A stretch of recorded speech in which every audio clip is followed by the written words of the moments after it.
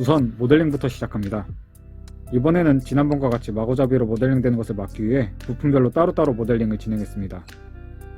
뚜껑 모델링 자체는 모델링이 참 쉬웠는데 다른 부품과의 호환성 때문에 치수 변화가 꽤 잦았습니다. 이게 모델링이 어려웠다는 뜻이기도 한가? 다음은 내부 휠입니다. 내부 휠은 입구가 열림과 동시에 반지가 올라갈 수 있도록 빗면을 설계해 주도록 합니다. 반지 상자는 모델링하다 보니 벤치 상표 같은 모양이 생겼습니다. 보고 계십니까? 메르세데스사 사장님? 광고는 언제든 환영입니다. 반지를 내부에서 올려준 구조물까지 설계 완료해준 후에 기타 장식물들까지 모델링해주면 모델링 완료입니다. 상처받은 은호도 모델링해주고 다가선 견우도 모델링해주고 제 최애캐인 지민이와 요한이 아저씨까지 모델링해주면 완성입니다.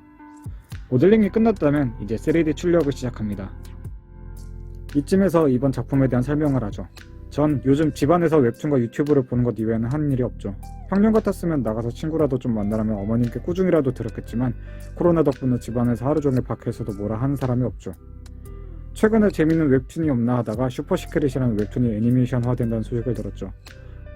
얼마나 재미있어서 애니메이션화까지 하나 싶어서 웹툰을 보기 시작하다가 이혼 작가님 팬카페까지 가입하게 되어버렸죠. 이혼 작가님 많이 애정합니다. 그래서 이번에 제가 만든 작품은 제가 재미있게 본 슈퍼시크릿 스타일의 반지 케이스입니다. 아무래도 공대생의 감수성으로는 디자인까지는 조금 무리다 싶어서 디자인적인 면은 팬클리프 앤 아르펠 사이에 레이리 아르펠스 폰트 아무튼 요식에서 많이 사용을 했죠. 아무튼 출력이 끝났다면 출력물에 이상이 없는지 확인해 주도록 합니다. 출력에 이상이 없다는 걸 확인했다면 이젠 서포터와 라프트를 떼어줄 겁니다. 라프트를 떼어주는 작업은 별로 어렵지 않습니다. 차분히 하나씩 떼어주기만 한다면 하나 정도는 망쳐도 괜찮습니다. 이렇게 될 줄 알고 하나 여유있게 출력했거든요. 이제 집중해서 다음 출력물을 떼어주면 이런 다음은 서포트를 떼어줄 겁니다. 서포트는 떼어내기 조금 힘듭니다. 찍고 뜯고 잘라봐도 도무지 떼어줄 생각을 안합니다. 그냥 적당히 안 보일 정도로만 떼어주고 다음 단계로 넘어가야겠습니다. 일반적으로 공사장에서 나무를 고정하는 데 쓰이는 타카심입니다. 이 철심을 적당한 길이로 잘라 모델링 당시 구멍을 뚫어주었던 파트에 꽂아줍니다. 플라스틱 출력물의 강도를 강하게 만들어줘야 할 때 쓰는 저만의 방식입니다. 이번에는 손잡이 부분이 부러지기 쉬워 보이니 손잡이 부분에만 철심을 꽂아주도록 하겠습니다. 이제 표면을 갈아주도록 합니다. 물론 3D 프린터의 레이어가 디자인적인 측면에서 필요한 경우도 있지만 이번엔 그런 경우가 아니니 꼼꼼히 갈아주도록 합니다. 지난번에도 말씀드렸지만 플라스틱을 갈아주는 작업은 각종 먼지는 물론 일부 유해물질들을 발생시키기도 하니 꼭 집 밖에서 갈아주도록 합니다. 가로등은 안쪽 등을 도색하기 힘들 것 같아 일부러 따로 만들었는데요.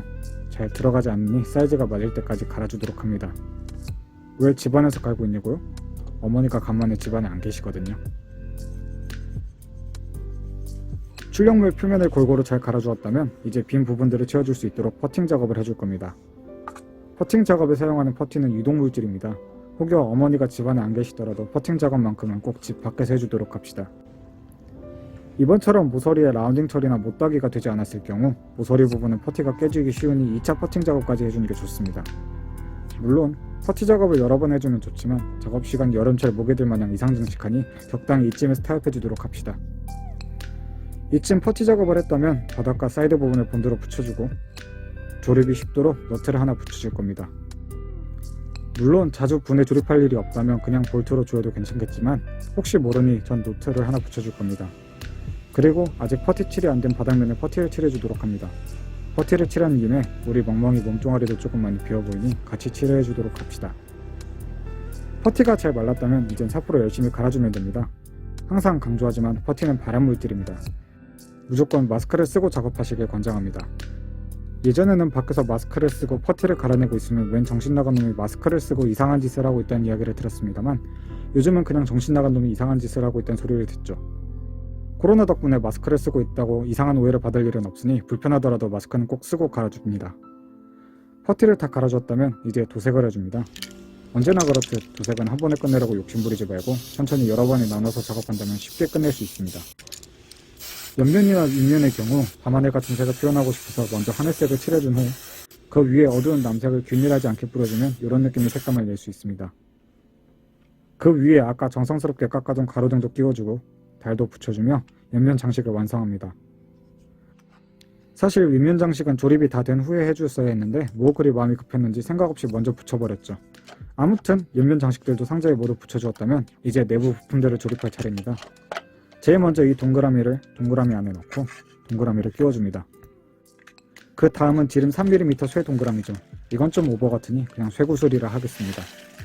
쇠구슬은 총 12개를 넣을 수 있도록 설계했지만 골고루 넣는다면 3개 이상만 들어가면 몇 개가 들어가도 상관없습니다. 쇠구슬의 자리만 천천히 잡아준 후 아까 조립한 동그라미들을 넣어줍니다. 혹시 집 안에 안 쓰는 반지 상자가 따로 있다면 반지 상자 안에 있는 스펀지를 대충 원 비슷한 모양으로만 잘라다가 아까 조립한 동그라미에 쑤셔 넣어줍니다. 서로 눌리면서 위치는 알아서 잡힐 겁니다. 그 위에 이제 블레이드들을 끼워줍니다. 메이플 인내의숲 싸대기를 왕복으로 펴는 인내십을 필요로 하는 작업입니다.